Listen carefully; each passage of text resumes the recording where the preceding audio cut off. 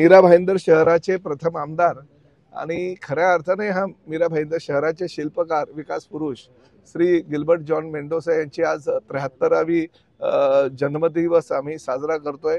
मीरा भाईंदर शहरातील अनेक जाती धर्माच्या लोकांना एकत्र घेऊन पुढे नेण्याचं काम गिल्बर्ट शेठ यांनी केलेलं माझे ते मित्र होते आणि त्याचबरोबर मीरा भाईंदर शहरामध्ये ज्या काही समस्या यायच्या त्या हक्कानं ह्या शहराचा आमदार म्हणून माझ्याकडे सांगायचे। मला आठवतं आहे 2009ला गिल्बर्ट शेठ 145 मधून आमदार होते, 146 मधून मी आमदार होतो, पण 5 वर्ष ज्या ज्या गोष्टी त्यांच्या माध्यमातून माझ्या मतदारसंघातील काही असतील तर ते मला हक्कानं सांगायचे आणि त्या मी पूर्ण करायचो।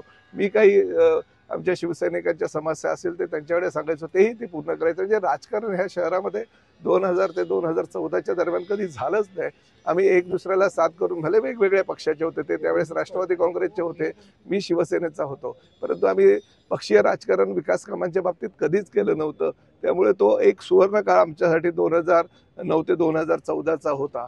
आणि आज नगराध्यक्ष म्हणून काम करत असताना, सरपंच म्हणून काम करत असताना अतिशय चांगलं काम त्यांनी ह्या शहरासाठी केलेलं।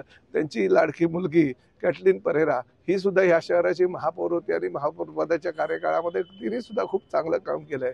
आज गिल्बर्ट शेठच्या माध्यमातून काहीतरी शहराला द्यावं असा माझा मानस होता आणि आजचा दिवस मला मिळाला। हे ट्रॅफिक गार्डनचं काम पूर्ण झालं होतं आणि वाहतूक कोंडी किंवा वाहतुकीवर काही समस्या जर असतील तर त्या कशा मात करायच्या म्हणून ट्रॅफिकचे आमचे काही पोलीस असतील, आरटीओचे आमचे अधिकारी असतील, शालेय विद्यार्थ्यांना महाविद्यालयीन विद्यार्थ्यांचे या ठिकाणी धडे देतील, काही जर सिनियर सिटीजन्स किंवा काही लोकांना अजून काही शिकायचं असेल त्याचे धडे दिवाळीच्या सुट्ट्यांमध्ये देण्याचा आम्ही प्रयत्न करतोय।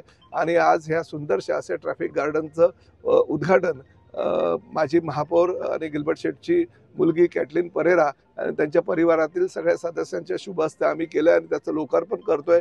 परंतु एक गोष्ट मात्र नक्की की ट्रॅफिक गार्डनच्या माध्यमातून सर्वसामान्य जनतेला मीरा भाईंदरच्या याचा खूप फायदा होणार आहे। राज्य शासनाकडून जो काही निधी मीरा भाईंदर शहरातील सगळ्या उद्यानांकरता 50 कोटी रुपये आणलेला, त्यातील हा काही निधीचा वापर ह्या उद्यानासाठी करण्यात आलेला आहे।